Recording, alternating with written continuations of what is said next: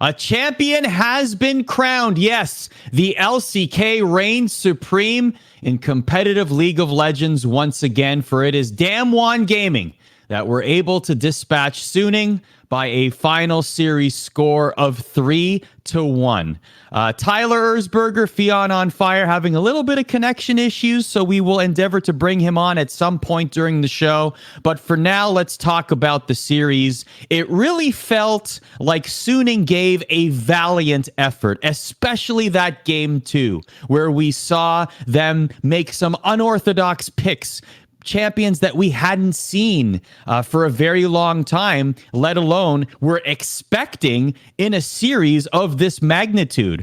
S of M on the Rengar and Bin on Fiora with a fantastic KDA scoreline, 10-1-4 on Fiora with a pentakill to end that game, giving the LPL fans some hope, tying up the series after that incredible game 2. But really, it was all about Damwon Gaming moving forward. Game 3 was a back and forth affair. We saw Suning hold into it as well as they could, led by the efforts of Bean that you just saw there and Nuguri that you saw on screen there. But then Damwon were able to take over. And at the end of the day, it was Damwon's day with fantastic performances from the likes of Beryl and the MVP Canyon and Nuguri in the top lane, just doing great things, playing as a team. It really, the story of the series for me was really the fact that Suning gave a valiant effort. They were a game opponent in this series. I take nothing away from their performance at Worlds Finals. They made it extremely exciting. But at the end of the day, they were playing a team that were simply better. They were better on paper. They were better on many people's scorecards going into the grand final. Many people predicted Damwon to win, and that's exactly what happened. Suning needed to be absolutely perfect in order for them to be able to even take a game from this series, to shock and awe, to be able to completely confuse their opponents. And that almost happened in game 3 also, and it did happen in game 2, but it just simply wasn't enough. So as great as Suning's effort was, at the end of the day, it was Damwon's day all along. And that has made South Korean fans everywhere chant what they chant when they are supporting their country, and that is Dae Hanmin-guk.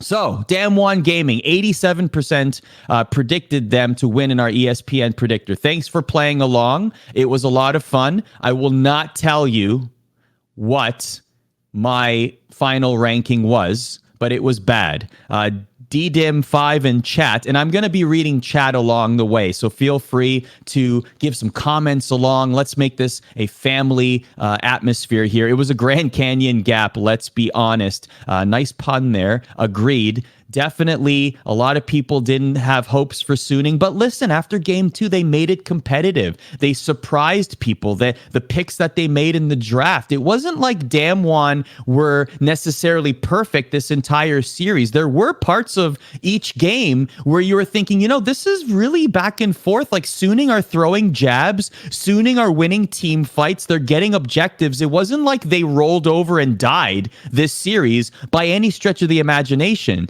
But we always knew that they needed to be that much better. This performance from Suning would have beaten a lot of other teams at Worlds, and they absolutely deserve their spot in the final. But it just wasn't enough to beat Damwon, because Damwon are just a cut above, and they, as one of the favorites coming into Worlds, absolutely deserved to win the 2020 League of Legends World Championship and hoist the Summoners Cup.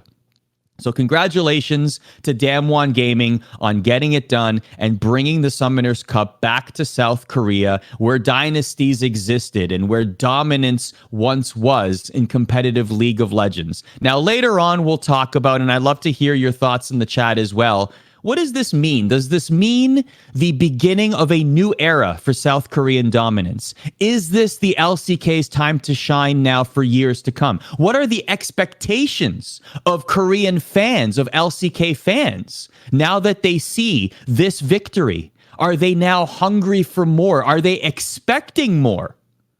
These are all questions that we're certainly going to have, and we're going to have a conversation as well about free agency, because there are a lot of questions to answer as it pertains to free agency.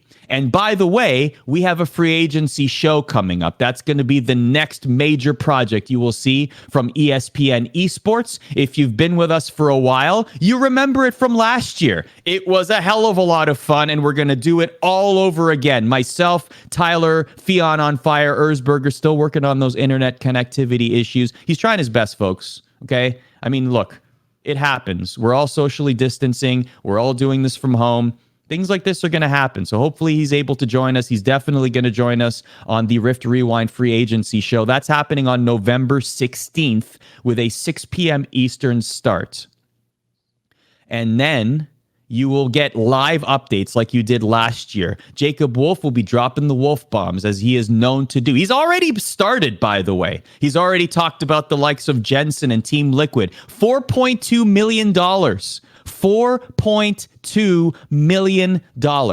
We're going to talk about that a lot more. Let's get to some player ratings. I'll actually read you Tyler's player ratings just in case he's not able to join us.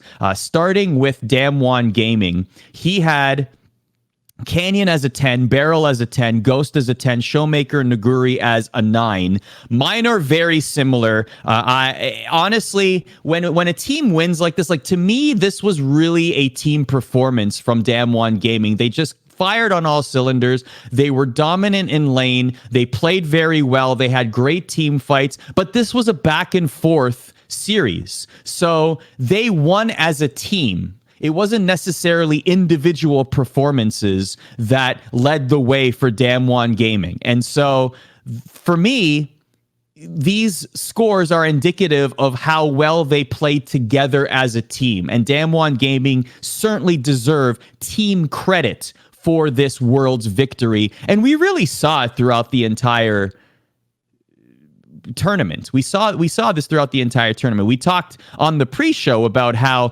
Canyon and Nuguri needed to step up, especially in this meta. Nuguri at the top lane, people were sort of looking at the top lane and saying, well, maybe that's the weak point there. Maybe that's where Suning can capitalize, but that certainly wasn't the case here. Nuguri didn't have the best series of any of all players on Damwon.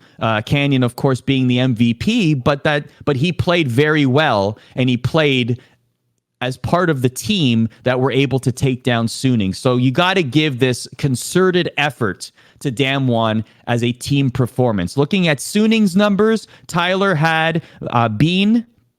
Him and I both had him at a 6, actually. He was terrific in Game 2. That Game 2, if Suning had won, that would have been the breakout game, and people would have been heralding Bean in that performance and the pentakill. And I mean, we hadn't seen a pentakill in a Worlds final. Like, that's how rare it is. It just, the fact that he was able to pull that off was incredible. And the picks in Game 2, the Rengar jungle was 13-7 all time on the international stage. The champion was last picked in the 2017 World's Group Stage. It's been such a long time that this was the first pentakill by a top laner on the international stage since 2015. So that just goes to show you. Other scores, Huan Fang was a 3. Huan Fang was one. For me, that was one where I was really, he was my player to watch. I'll be honest. He was my player to watch. And unfortunately, the bot lane was not really effective for Suning in this series. And Huan Fang is still a very young player, of course. He has a fantastic life story, just an incredible story. If you haven't heard his story, you should definitely go and seek it out. Go find his story and what he's had to overcome to even become a professional League of Legends player. But his at least Suning's story ends today. So So those were the player ratings that we gave to Suning and to Damwon. And honestly, at the end of the day, I have to reiterate this because the numbers don't necessarily do it justice. Suning played well. I don't think they played poorly. I think it was a very exciting series. I think a lot of people were expecting a 3-0 from Damwon, and Suning completely flipped the script at many parts of the series. And some of the games they lost, particularly game 3, it looked like they were winning at certain points. It looked like they were bringing it back. So they definitely didn't roll over and die in this series. So Suning definitely deserves credit there.